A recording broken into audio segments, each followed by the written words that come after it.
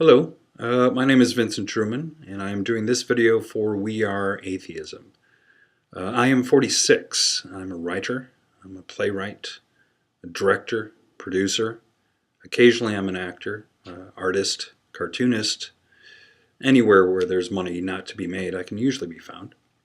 I'm also the project manager of an international law firm based in Chicago.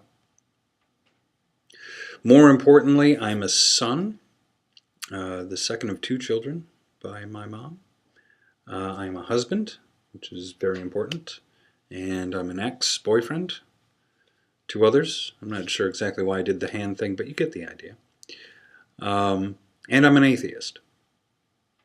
I was raised primarily Catholic. My dad was the big Catholic in the family.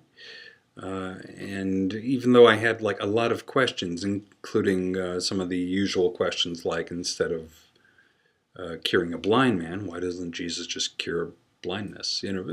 Popular questions like that. Despite that, when I was 18, I took some pre-seminary classes to impress my father and possibly become a priest.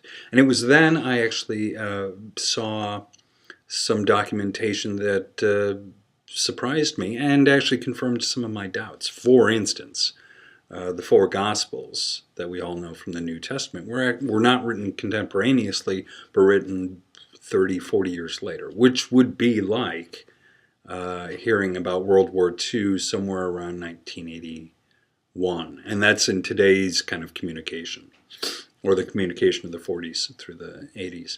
Back then, illiteracy was rampant, so it was all word of mouth. So just imagine 40 years of whisper, whisper, whisper, whisper, whisper, whisper. Okay, well, let's put it down now. And you have a document that's just fraught with issues. In addition to my doubt, I also didn't quite like how people acted on religion. And when I say that, it sounds like I'm saying on drugs, and it's almost like that. In that we've had, since history began, 30,000 gods. Everyone who has believed in God 1 through 30,000 have thought that they're believing the right one. And everyone else is wrong. And if anybody disagrees, until fairly recently, actually it's still going on now, if anybody disagrees, well, you get to punish them or control them in some way that usually involves violence or shame.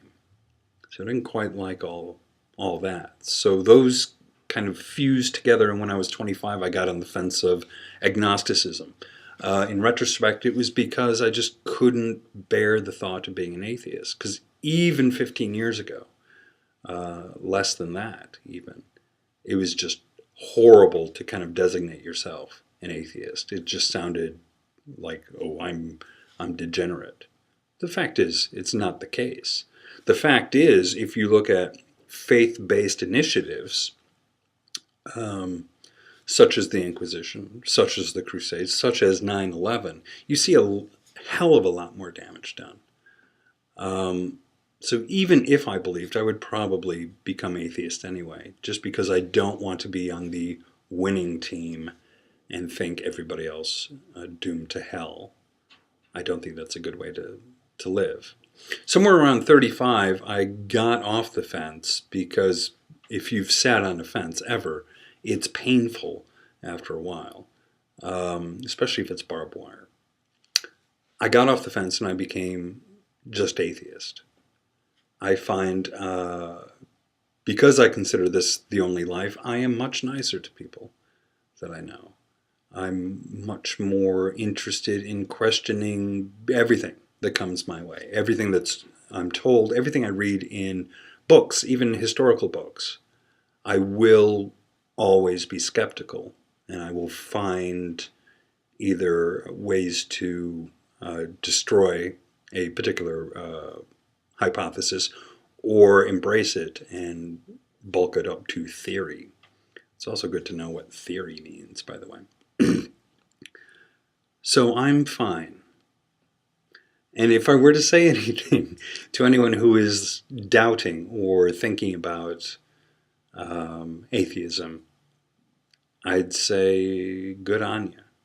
no matter where you are in life, go ahead, explore, question yourself, question those who think they know absolute rights, and find your own path. Because your own path, you can own that entirely.